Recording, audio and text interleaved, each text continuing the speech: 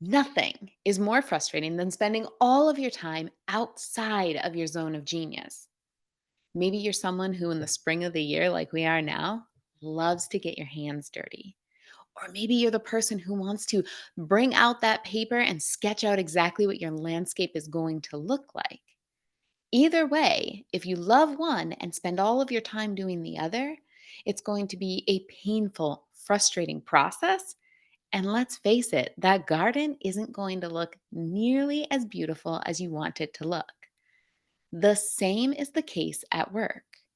Regardless of what your actual tasks are, it can feel like you are pushing bulbs into the ground, back-breaking work, only to look up and see that everybody else is sitting around drinking lemonade, just watching those tulips sprout.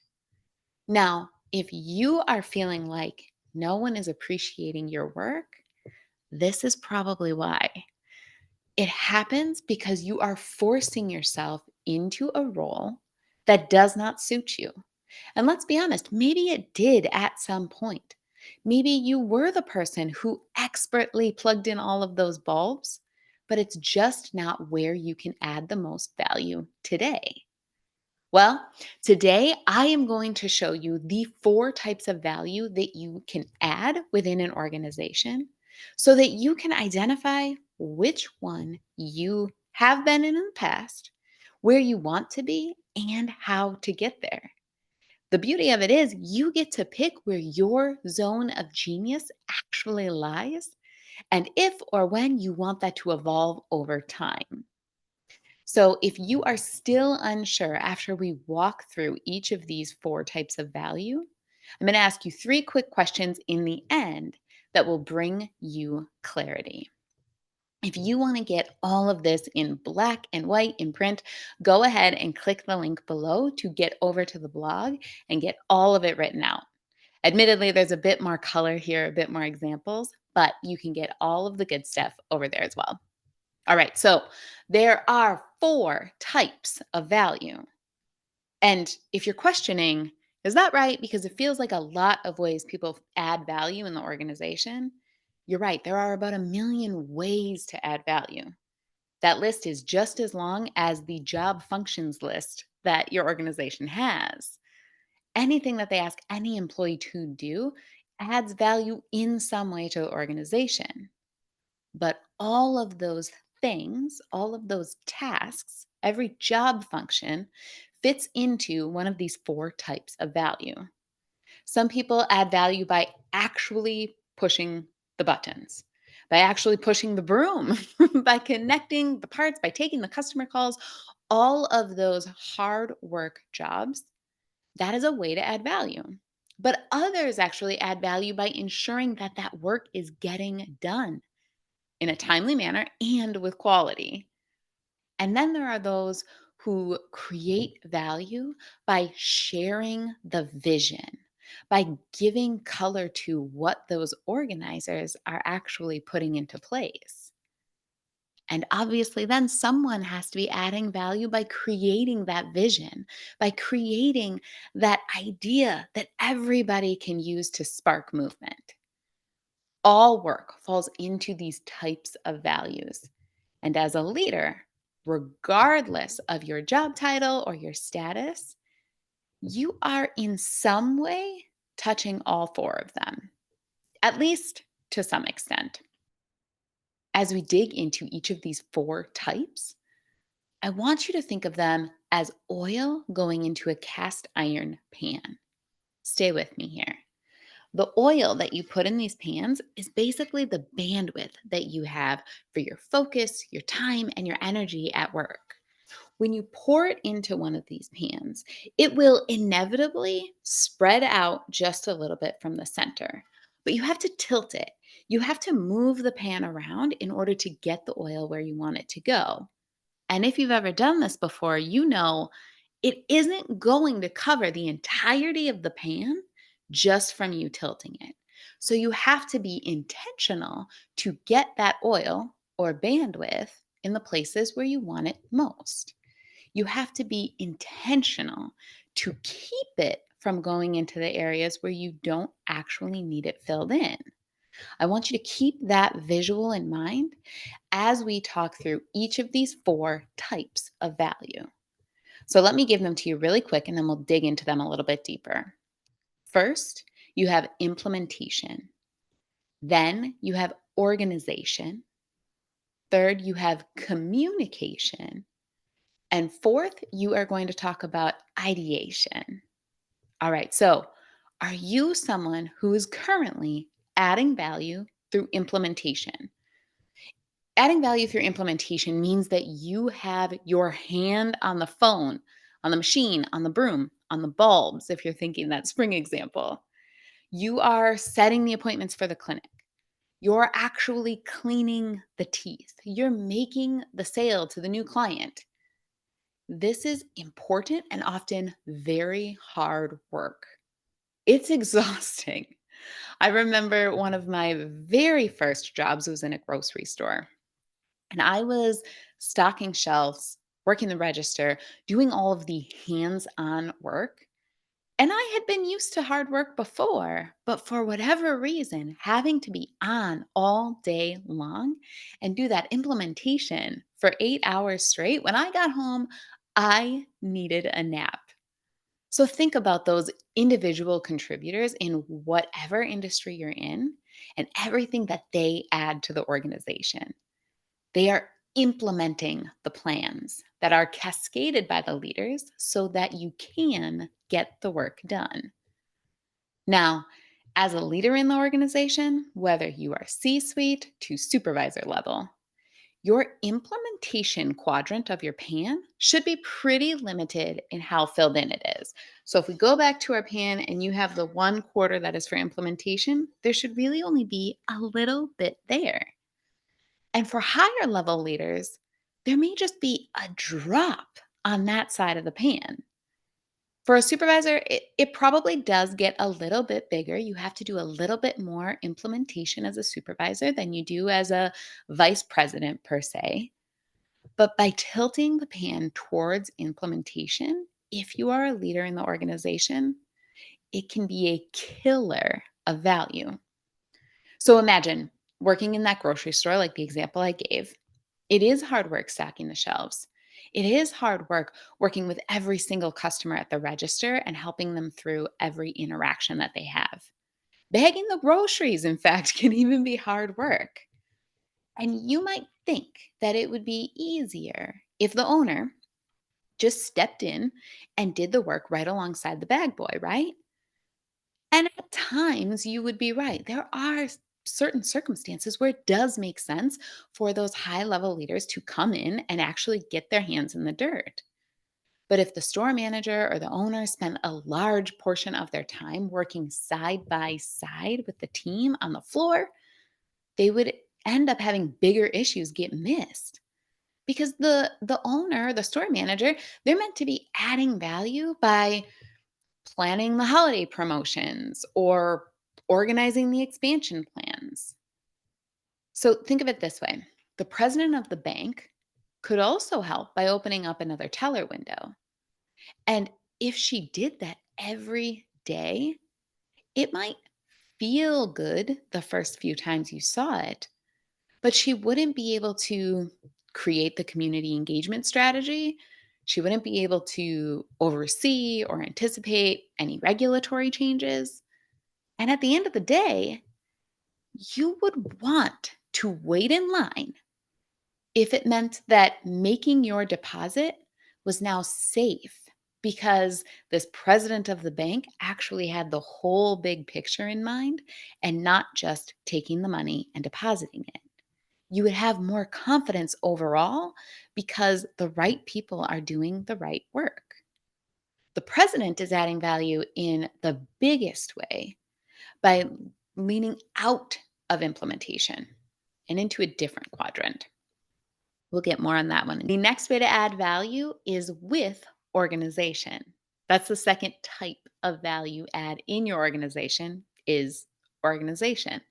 And this is the first one that actually requires leadership or management of some kind. Because this type of value is when you are providing a plan, providing structure, providing guidance for getting everything done. And when you do it right, this is a full time job. Now, I say that because this is the one that people most frequently try to stretch from another quadrant. They think that it's something to be dabbled in. However, supervisors and managers who are skilled in organization inspire implementers to focus on priorities and hit high standards and goals. Organization is where we first see leadership, but it's also where leaders first start to stagnate in their process.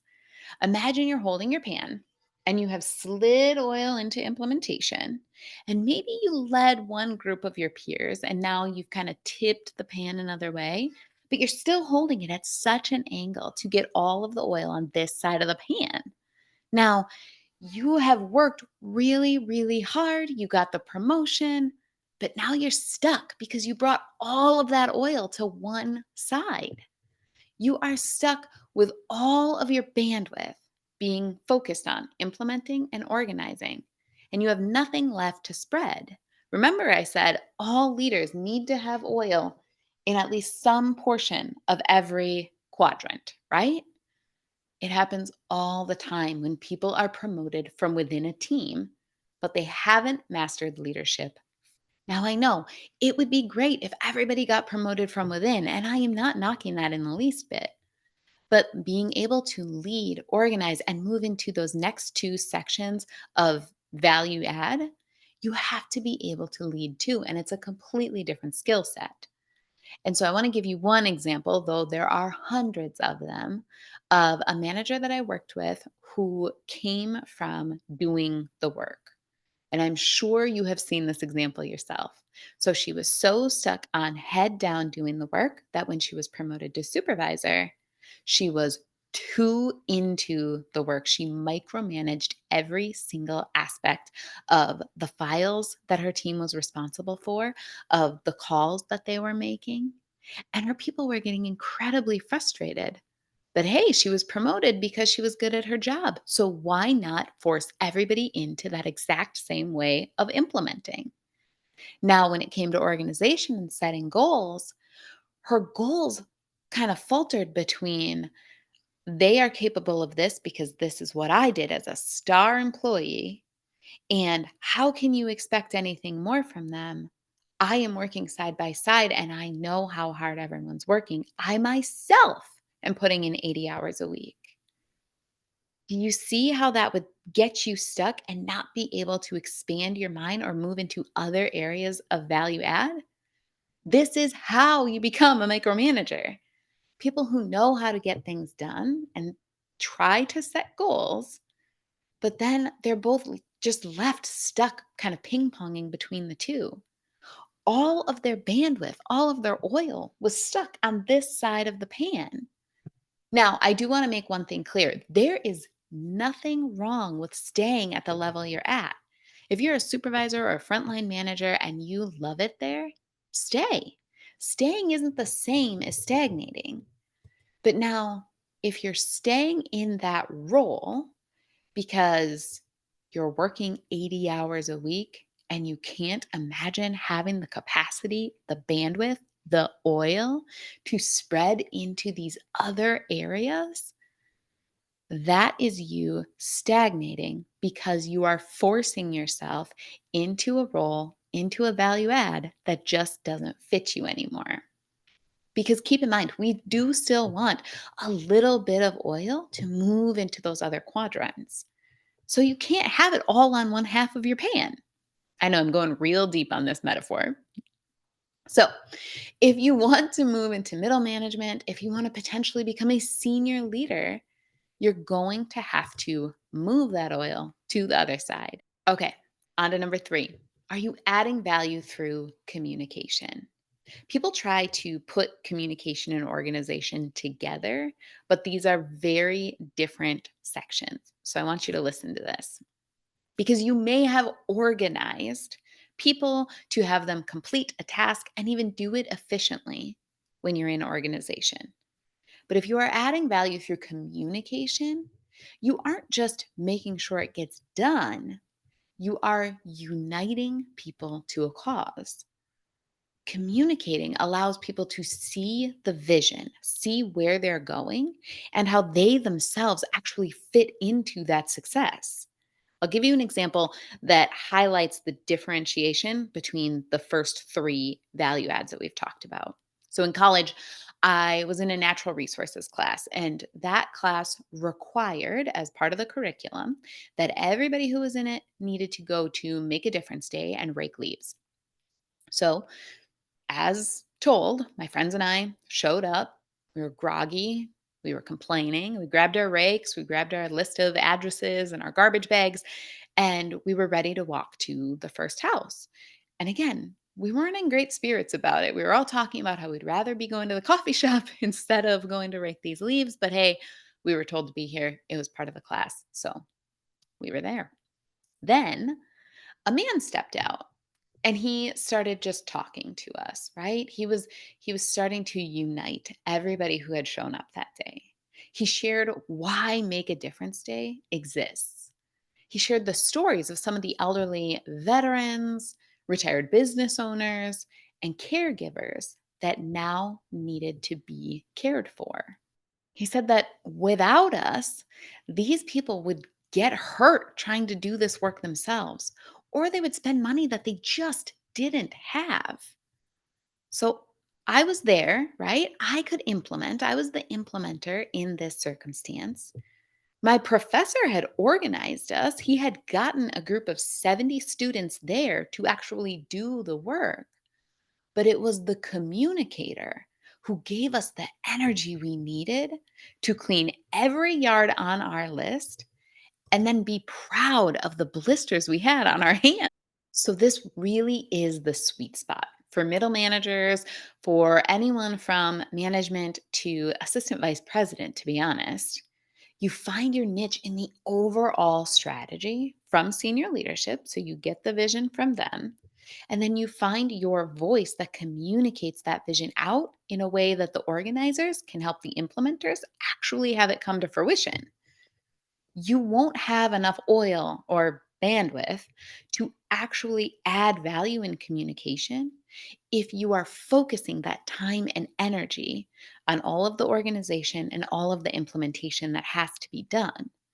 However, when you focus your time and energy, when you move that pan so that the bulk of your oil goes into just the quadrant where you're adding the most value, so when you tilt it so that it goes into communication, then you create enough space, enough margin that you have the flexibility to kind of glide back and forth into those smaller areas of the other quadrants. So think about it this way: if your focus and your energy was on communication, it allows you the flexibility to show up shoulder to shoulder and rake some of those extra yards to get everything done on time and continue to share maybe your personal stories about why this cause is so important. That's why it makes such a big difference when the president of the bank comes down to help the tellers. It's because you know that their focus is otherwise somewhere else, somewhere more important, where they are adding value in a different and bigger way. But now you get to actually experience them in the here and now. All right. Last one, number 4. Are you adding value through ideation? Ideation is creating value through crafting ideas and vision. And if you're looking at value as stairs, as opposed to our frying pan example, ideation would be at the top. They would be the top step. The fewest amount of people get there, and it takes time. Let's look at an example. Microsoft's mission is to empower every person and every organization on the planet to achieve more. That mission adds value by being the driving force behind decisions and actions that are taken within the organization. But it isn't just the CEOs or the boards of directors, senior leadership that add value through ideation. Imagine a lower level exec or maybe even a middle manager who says, you know what? I think we can empower people by getting technology into these underdeveloped countries. They have contributed their own ideas to advance the overall mission. Now they need to work strategically with people whose oil is spread into the other quadrants, communication, organization, implementation, to actually get this idea into reality. Keep in mind, you have to earn your way here. There's a reason this would be the top step if we were looking at it as a set of stairs. And there's a reason only a few people get here. If you can't effectively share someone else's vision, if you can't create a plan that's going to get it done, and if you aren't able to implement based on somebody else's ideas, you don't get the opportunity to create a vision of your own. You just don't. And as I noted before, it can be done at different levels, at different scales, but in any case, adding value through ideation requires a level of credibility. So, working in my very first corporate job, I suggested this whole new review process. Okay. It was pretty ambitious. And it would allow managers and executives to grow and develop based on their team's feedback. So I was taking a more bottom up approach, which was completely contrary to everything else that this very large organization had to offer as far as development. The leaders in my department, bless their hearts, looked at it with a mixture of annoyance and aren't you so cute, like pat you on the head with our eyes type of look. But I was firmly in the implementation phase, right? I was brand new. I was the one answering the phone, following the script. I didn't have the credibility to support my idea. There was no reason I even thought it was a good idea to share it at that point. Now, developing people never actually faded from my mind. That has continued to be a solid focus of mine. But it took years of working my way through each type of value to get to a point where my ideas were actually respected enough to consider flipping the script like that. Now, I did refine my vision. I did refine this idea based on the experiences that I had had. But I also had to show my experience by adding value all the way through to be able to have them take me seriously. Now, we've gone through all of the four types of value add within an organization. And I'm hoping that at this point, you are to the point that you're like, no, this is where I fit and this is how I want to continue to move forward. But if you're not sure, let's solve that. So, if you see yourself maybe a little bit of everywhere, or if this example with the pan is helping you out saying, yeah, I'm trying to spread my oil everywhere and it's just not making a big enough dent, then I want you to answer these questions. We are going to think about problems that you solve. Now, there's a reason we think about problems rather than tasks that you do, right? So, if you're thinking about tasks that you do, things you check off, you are focused on the protocol and where you're at today.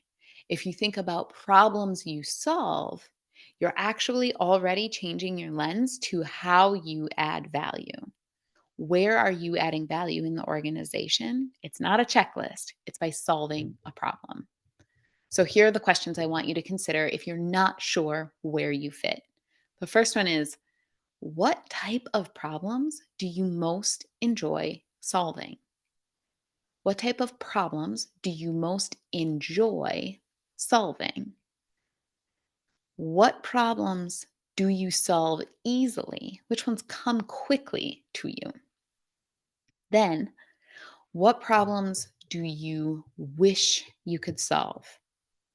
Maybe it's in addition to, maybe it's doubling down on the ones you're already good at, or maybe it's ones you want to solve instead. Okay, so for example, let's say you love digging in and identifying the holes in your call tree script. You wish you had more bandwidth to go in and identify those. But right now, you don't have the time because you are the one who's actually making the changes. The problem you're solving is typing out the updates to the script and printing that out for all of your sales reps. Now, you wish that you got to be the one to actually look at the script holistically and find out why it isn't bringing in the leads that you want, why you aren't hitting the goals as a team. And if you had other people to tackle those other problems, both the ones that you enjoy now and the ones that are taking up all of your time, you would be able to do that. Except it just feels so far away. It just feels impossible right now. My guess, if that feels right to you, is that you are living in implementation. The value that you could be adding today as an organization, it's in having other people do that work. And eventually, you would love to get to communication. You would love to have the freedom and the creativity to actually see this holistic picture of how does this call tree script actually bring in leads for our organization? How does this up our sales goals? But you're self-sabotaging by focusing on implementation. You are taking your pan and holding it like this. Or to go back to our garden example, you're out there planting bulbs instead of drawing out what this garden should look like. Now, you can fix this. You just have to put down the bulbs. You just have to wash your hands. You just have to tilt your pan back, straighten it out. You get to put that bandwidth into those areas where you are most likely to add even more value to your organization. You just have to stop putting your time and your energy into those things that other people can be adding value in. There is a difference that you can make, and you don't have to overcomplicate it. Just tilt your pan. Okay. I hope that this was helpful. I hope that this gave you some insight into what you're doing today and how you can make a shift physically with your pan, make a shift for the future. Share this video with anyone who is getting frustrated and stagnant in their work so that they are able to take a step out of that as well. And I cannot wait to see you in the next one.